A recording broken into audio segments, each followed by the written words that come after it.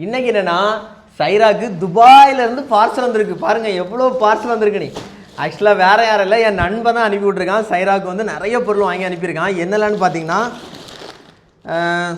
Sunflower seed. ஆக்சுவலாக இது எப்படி சாப்பிட்றேன்னு தெரியல. ஸோ கொஞ்சம் உங்களுக்கு தெரிஞ்சால் கமெண்டில் சொல்லிட்டு போங்க. அப்புறம் என்ன டேட்ஸ் சிரப்பு, சைராக்கு பாலில் கலந்து கொடுக்கறதுக்கு அவன் ரொம்ப ஸ்பெஷலாக மென்ஷன் பண்ணி சொன்னது.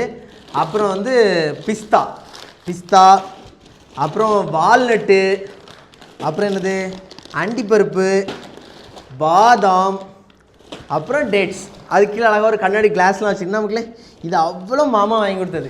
ஸோ ரொம்ப சந்தோஷம். இதில் என்னென்னா என் நண்பனுக்கு நான் பண்ணுவேன், அவன் எனக்கு பண்ணுவான், அது பெரிய விஷயம் இல்லை. ஆனால் என் பொண்ணுக்கு என் நண்பன் இதை இவ்வளோத்துக்கு வாங்கி கொடுத்து விட்ருக்கான் துபாயிலேருந்து.